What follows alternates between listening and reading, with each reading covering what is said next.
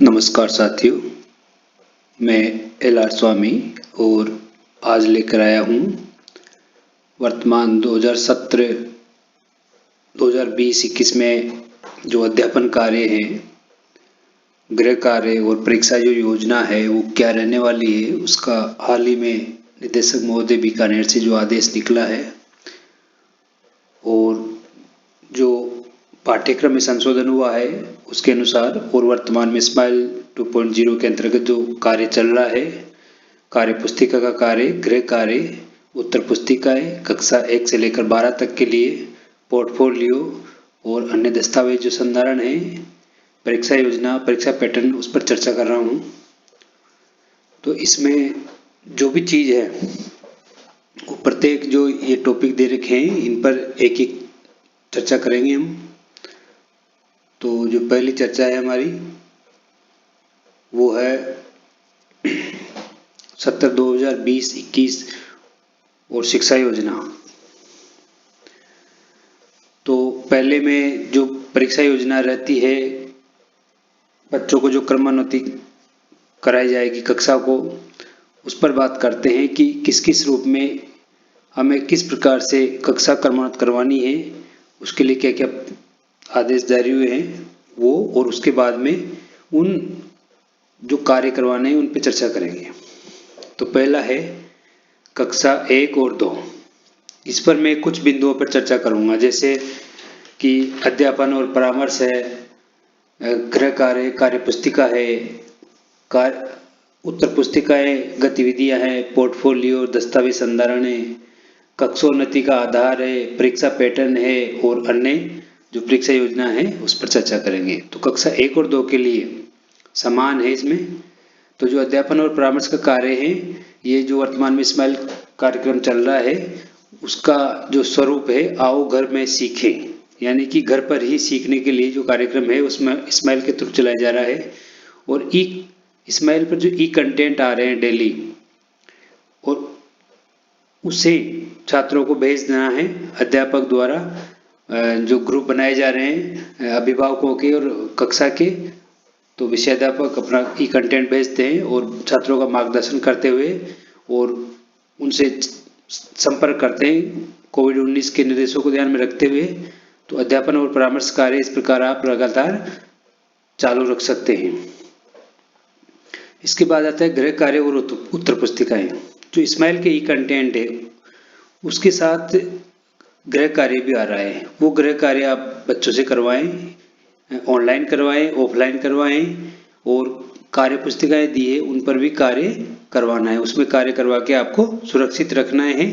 जब कार्य पुस्तिकाएं पूरी हो जाएगी तब उनको अपने पास लाना है। और इसके अलावा पाठ्य पुस्तकों से भी उनको आधार प्रदान करना है। तीसरा है कार्य पुस्तिकाएं एवं गतिविधियां। स्माइल में जो कंटेंट आ रहा है उसमें जो प्रश्न पत्र है उस पर आप बच्चों से कार्य करवाएं, कॉन्सेप्ट समझाएं उनके, और कार्य पुस्तिका की जो गतिविधियां हैं उन्हें 2-2, 4-4 के बच्चों के जो समूह बना सकते हैं और दूर बैठाकर कोविड-19 के निर्देशों को ध्यान में रखते हुए उनको गतिविधियां करवा सकते हैं। अगला है पोर्टफोलियो और दस्तावेज संधारण। कक्षा 1-2 के लिए स्माइल सामग्री के जो गृह कार्य आ रहा है उसका और कार्य पुस्तिका पर जो कार्य करवाया जा रहा है, इसके अलावा शिक्षक की जो कोई गतिविधियों के अन्य दस्तावेज है उन सबको पोर्टफोलियो में संधारित करना है। कार्य पुस्तिका का पोर्टफोलियो नहीं बनाना है, कार्य पुस्तिका को उसी कार्य पुस्तिका को पूरा भरवा कर अपने पास रखना है। उसके अलावा गृह कार्य और शिक्षक की जो अन्य गतिविधियां हैं उसके दस्तावेजों को पोर्टफोलियो में तैयार करना है। अगला है कक्षोन्नति का आधार। कक्षा 1 और 2 के लिए जो कक्षोन्नति का आधार है, आप द्वारा योगात्मक आकलन किया जाएगा। उस योगात्मक आकलन का आधार रहेगा कि जो आपने कार्य पुस्तिका पर कार्य करवाया है और कंटेंट पर जो गृह कार्य दिया है और पोर्टफोलियो में अन्य आपके संधारण जो दस्तावेज है उन सारे दस्तावेजों को योगात्मक आकलन का आधार माना जाएगा। और आप उसमें से आकलन करेंगे कि बच्चे ने उक्त कार्य जो किया है वो किस स्तर पर और किस ग्रेड का है, उसी के आधार पर वह अग्रिम कक्षा में जाएगा। इनकी जो परीक्षा पाठ्यक्रम और प्रश्न पत्र योजना है, तो प्राथमिक कक्षाओं तक जो कक्षोन्नति का आधार वार्षिक योगात्मक आकलन है, इसलिए इनकी परीक्षा नहीं होगी। और जो भी परीक्षाएं अगर होती है या कक्षोन्नति में बदलाव होता है तो राज्य सरकार के जो कोविड-19 के आदेशों के आधार पर संचालन होगा। ये बदलाव भविष्य में जो व्यवस्था क्या रहती है उस पर बदलाव हो सकता है। अन्य विशेष कोविड-19 के निर्देशों के अंतर्गत संशोधित पाठ्यक्रम है वही लागू होगा। जिन विद्यालयों को कार्यपुस्तिकाएं नहीं मिली है वह विभाग की वेबसाइट से डाउनलोड कर सकते हैं। जो निजी विद्यालय हैं वह भी उन्हीं के आधार पर तैयार करें। ऑनलाइन कार्य नहीं किया जा रहा है तो आप ऑफलाइन कार्य दिखाना पड़ेगा आपको और उसे पूरा करवाएं। कार्यपुस्तिकाओं का सहारा लें और उन्हें भरवाएं, क्योंकि आगे जब आप कक्षोन्नति का समय आएगा तो इन चीजों को योगात्मक आकलन का आधार माना जाएगा। तो ये कक्षा 1 और 2 के लिए था। कक्षा 3 और 5 का टॉपिक यही रहेंगे। इनमें थोड़ा आंशिक बदलाव है। इसमें भी वही है कि आओ घर में सीखे जो कार्यक्रम है इस्माइल का, उस अध्यापन का आधार ई कंटेंट और अध्यापक का मार्गदर्शन रहेगा। कोविड-19 का ध्यान रखते हुए गृह कार्य और उत्तर पुस्तिकाओं में ई कंटेंट का जो गृह कार्य है, कार्य पुस्तिकाओं का जो कार्य है और आप पाठ्य पुस्तिकाओं में अलग से जो करवा रहे हैं वो कार्य रहेगा। कार्य पुस्तिकाएं और गतिविधियां यही रहेगी कि जो आप कार्य पुस्तिकाएं दे रहे हैं उसकी गतिविधियां करवाएं, ई कंटेंट का काम आ रहा है वो करवाएं और जैसे कॉलिंग करके बच्चों से पूछते हैं तो उसके आधार पर उसको आगे बढ़ाएं। पोर्टफोलियो में भी वही संधारण करना है कि जो गृह कार्य दिया जा रहा है इस्माइल का 2.0 का उसको संधारित करें, कार्य पुस्तिका पर कार्य करवाएं और जब वो पूरी भर जाए तो अपने पास उसको सुरक्षित रख लें। यदि आपने अपनी तरफ से कोई कार्य करवाया है तो उनके दस्तावेजों को भी उनके पोर्टफोलियो में सुरक्षित रखें और अपने पास रख लें। कक्षोन्नति का आधार इसमें वर्तमान में ये बताया गया है कि परीक्षा 100 अंकों के आधार पर होगी और जो योगात्मक आकलन होगा, अर्थात जो आपने कार्य पुस्तिका पर जो कार्य करवाया, स्माइल सामग्री से जो गृह कार्य इकट्ठा किया और आपने कुछ गतिविधियां जो भी करवाई है उन सभी चीजों को पोर्टफोलियो बनाया गया है। उस पोर्टफोलियो को 50 अंक का मानकर आंतरिक मूल्यांकन किया जाएगा। अर्थात आपने जो फाइल बनाई है बालक की वो 50 अंकों की बनाकर आंतरिक मूल्यांकन किया जाएगा। 10% यानी कि 10 अंक का मौखिक मूल्यांकन होगा और 40 नंबर का लिखित। इस प्रकार से 100 नंबर का या 100% जो मूल्यांकन है वो होगा और उसमें से उसका कक्षोन्नति का आधार होगा और वो पास होकर आगे कक्षा में जाएगा। आंतरिक जो मूल्यांकन है उसमें कार्य पुस्तिका, गृह कार्य, पोर्टफोलियो तीनों को शामिल किया जाएगा जो 50% अंकों की होगी। 5वीं बोर्ड का भी यही आधार है। अगर 5वीं बोर्ड वर्तमान में ये कहा जा रहा है कि 5वीं बोर्ड होगी तो उसका आधार भी की जो अंक योजना है वो यही रहेगी। यदि कोविड-19 के कारण ये परीक्षा स्थगित होती है तो 5वीं कक्षा को भी इसी आधार पर क्रमोन्नत किया जाएगा। परीक्षा जो योजना है उसमें बोर्ड की परीक्षाओं अनिवार्य मानी जा रही है वर्तमान में और प्राथमिक कक्षाओं तक क्रमोन्नति का आधार वार्षिक योगात्मक आकलन है। इसमें वस्तुनिष्ठ प्रकार के प्रश्न भी शामिल है। अति लघुतरात्मक और निबंधात्मक प्रश्न भी होंगे। ये तीसरी से और 12वीं तक के लिए कहा जा रहा है, बाकी इसमें कुछ बदलाव संभव है। निबंधात्मक प्रश्नों को कम किया जाएगा और उसमें विकल्प भी दिए जाएंगे। भाषा संबंधी जो प्रश्न है उसमें अपठित और पठित गद्यांश भी होंगे। प्रश्न पत्र को सरल बनाया जाएगा। परीक्षा योजना राज्य सरकार के जो कोविड-19 के आदेशों के आधार पर संचालित होगी कि यदि ये भविष्य में सही समय नहीं होता है या कठिन समय होता है तो कक्षोन्नति का आधार आंतरिक मूल्यांकन और लिखित परीक्षा भी रह सकती है और इनमें से एक भी हो सकती है।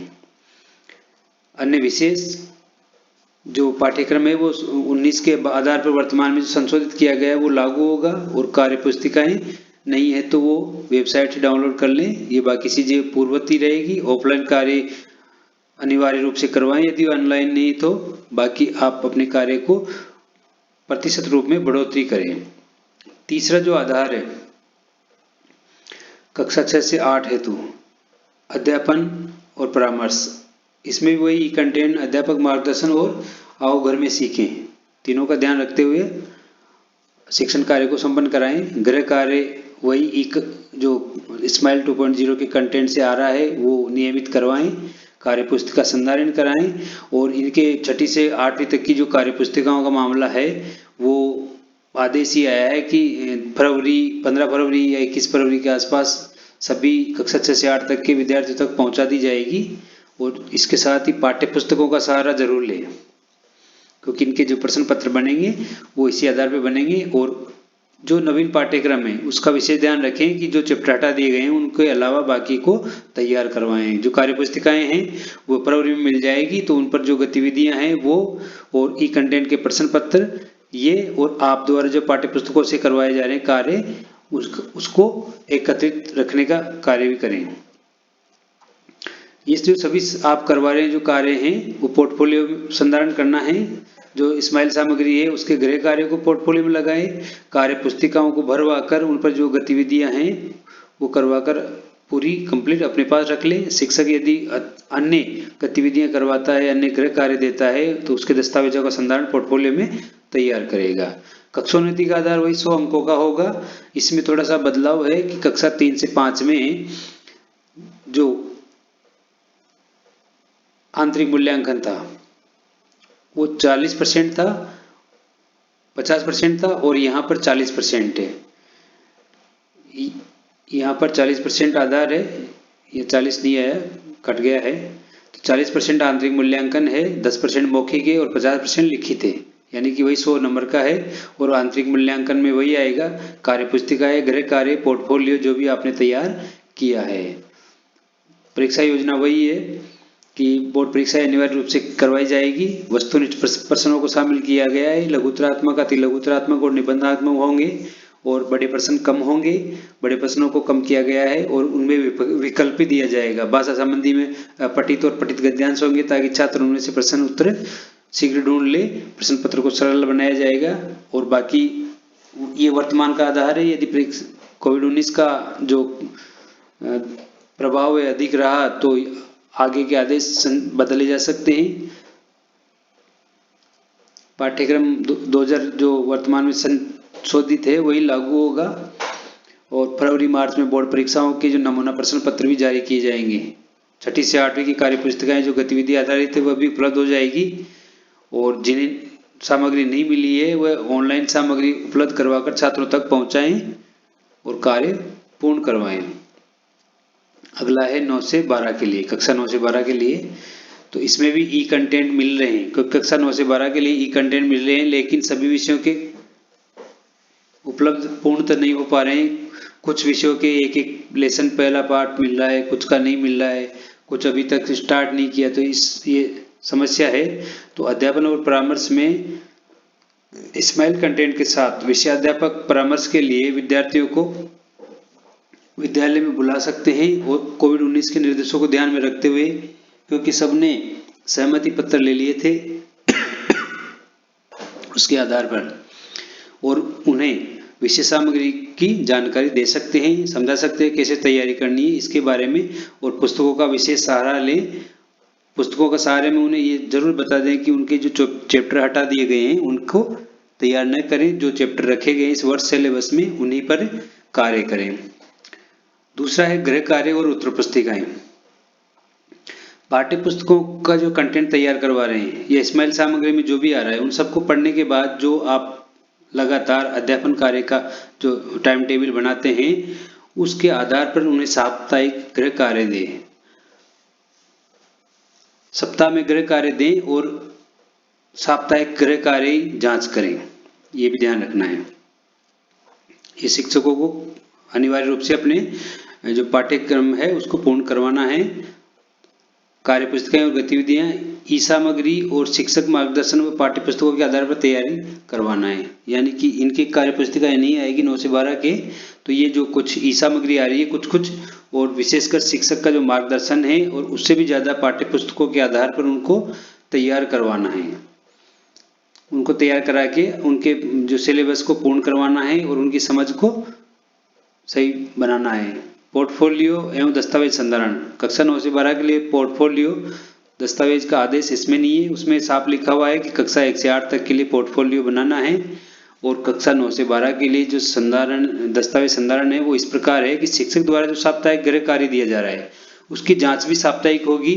और जो उत्तर पुस्तिकाएं बनवाई जाएगी प्रत्येक विषय की एक उत्तर पुस्तिका, जैसे हम दैनिक गृह कार्य देते थे, ऐसी उत्तर पुस्तिका बनवानी है आपको। और उस उत्तर पुस्तिका का या उस विषय का जब पूरा गृह कार्य हो जाए तो उस उत्तर पुस्तिका को दैनिक जांचने के बाद आप अपने पास सुरक्षित रखेंगे। जब आंतरिक मूल्यांकन होगा तब इनका उपयोग किया जाएगा, क्योंकि इस वर्ष टेस्ट और अर्धवार्षिक वगैरह नहीं हुई है, तो ये आंतरिक मूल्यांकन में काम आएगी। अगला है कक्षोन्नति का आधार या परीक्षा योजना। 9 से 12 के लिए 100 अंकों की वही परीक्षा होगी।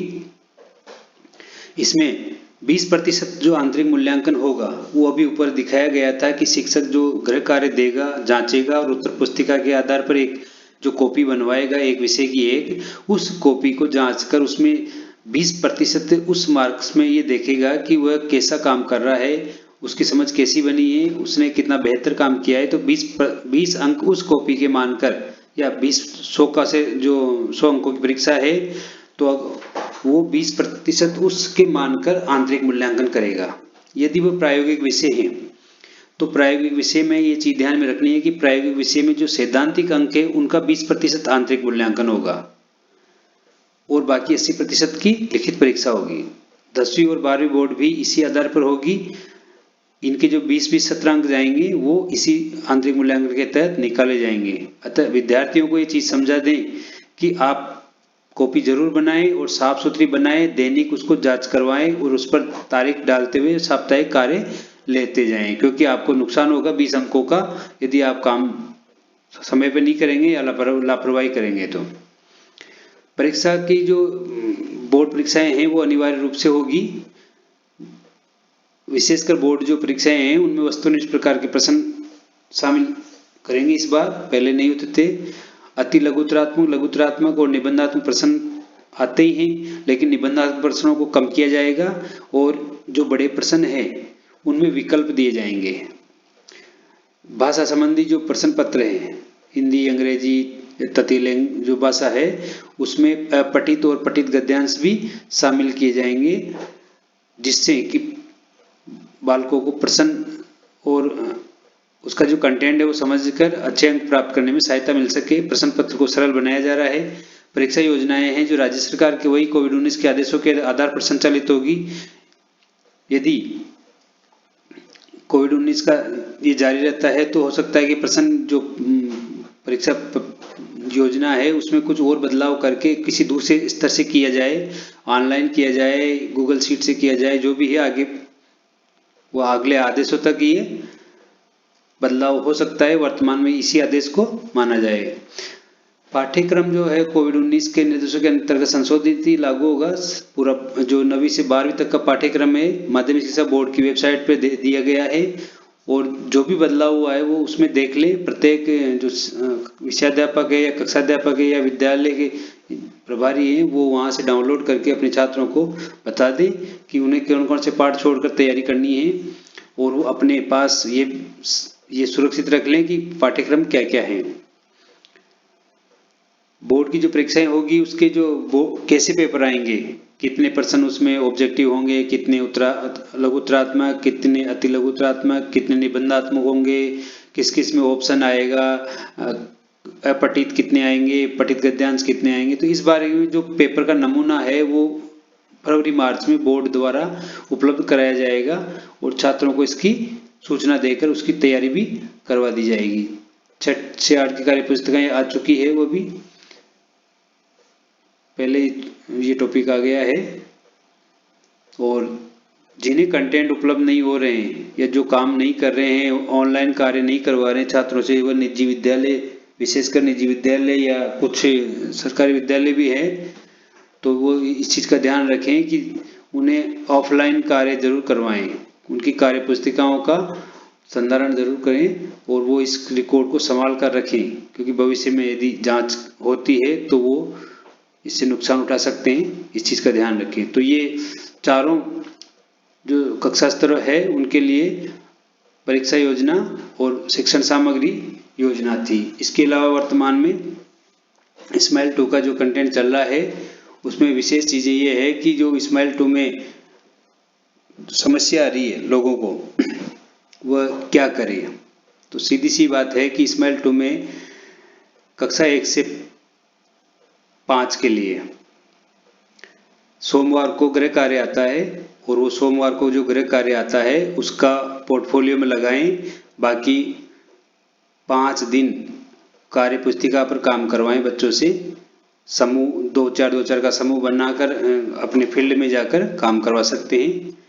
और जिसके कॉलिंग का मामला है कि कॉलिंग कौन करेगा, तो कॉलिंग वही करेगा जिसका ई कंटेंट आ रहा है, क्योंकि उसमें साफ लिखा हुआ है कि आपने जो आज का जो ई कंटेंट है वो कैसा लगा। शिक्षक एक फॉर्म ऐसा भरेगा कि उसको ई कंटेंट कैसा लगा और 5 बच्चों से संपर्क करेगा, क्योंकि उसने ई कंटेंट भेजा है तो किस किस को भेजा है, किस किस ने पढ़ा नहीं पढ़ा, देखा नहीं देखा। तो ऐसे ही उन कक्षा समूह से किन्हीं 5 बच्चों को करेगा कि क्या तुमने वो आज का देखा तो क्या आया उसमें, कैसा लगा, तुमने कुछ कार्य किया उस पर, क्या समस्या आई। तो इस बारे में वो जानेगा और इन चीज़ों को नोट करके गूगल शीट में भरेगा। गूगल शीट अब ऑटोमेटिक जनरेट होती है, ध्यान रखें। गूगल शीट पर आप जो जानकारी भरते हैं तो विभाग के पास ये जानकारी होती है कि किसने भरी है, और वो आपके सारा दर्पण से डाटा मैच करके ये देख लेते हैं कि उक्त कार्मिक ने कितनी गूगल शीट भरी है। तो इस गूगल शीट अवश्य भरें, केवल फोन करके ही नहीं छोड़ें। और सबसे बढ़िया चीज़ है कि आप जो ई कंटेंट आ रहा है पहले खुद उसको देखें, जो वीडियो आ रहा है उसको पूरा आप देखें, उसके बाद बच्चों को भेजें। तो बेहतर है कि आपकी समझ के साथ बच्चों की समझ जुड़ेगी, क्योंकि अधिकतर साथी है तो उसको पढ़ते नहीं है और सीधा भेज देते हैं। और एक ये है कि जो पूरा का पूरा कक्षा 1 से 12 तक का या जो भी कंटेंट आ रहे हैं वो प्रत्येक कक्षा ग्रुप में भेजे जाते हैं। इस पर भी मैंने एक वीडियो बनाया था कि जो ई कंटेंट है वो कैसे भेजें, केवल उसी कक्षा का हो, और जो होमवर्क दिया जा रहा है उसको भी बच्चों तक कैसे पहुंचाएं। क्योंकि मेरे शिक्षक साथियों में भी बहुत सी समस्या आई है कि उनका जो होमवर्क कंटेंट है वो उनसे भी नहीं खुल रहा, तो बच्चों से कैसे खुलेगा। तो इस चीज़ का विशेष ध्यान रखें कि आप बच्चों तक जो सामग्री पहुंचाते हैं उनकी समझ में भी आना चाहिए। आप बिना देखे आगे फॉरवर्ड कर देते हो तो बच्चे, जाहिर है कि बच्चे क्या देखते होंगे फिर। तो इस चीज़ का विशेष ध्यान रखें, क्योंकि अधिकतर ग्रामीण क्षेत्र के बच्चे होते हैं और उन तक ये सामग्री समझ के साथ पहुंचाई जाए तो वो अच्छी तरह से देखेंगे, नहीं तो नहीं देखेंगे। और इधर उधर अगर कुछ करेंगे तो पेरेंट्स उनको मोबाइल नहीं देंगे। तो इस चीज़ का विशेष ध्यान रखें और अपने छात्रों की सहभागिता बढ़ाएं और अपना जो रिकॉर्ड है उसको संधारित करें, ताकि योगात्मक आकलन या कोई जांच करने आए तो आपका नुकसान न हो। दैनिक रूप से इस चीज़ का संधारण प्रत्येक कक्षाध्यापक एक डायरी बना के करे और अपने पास रखें। तो बने रहिए, अगला एक जो वीडियो है फिर जो आएगा उस पर भेजेंगे। और मेरे वीडियो को शेयर जरूर करें, साथियों को लाइक करें, और कमेंट हो तो वो भी करें, सब्सक्राइब जरूर करें। धन्यवाद।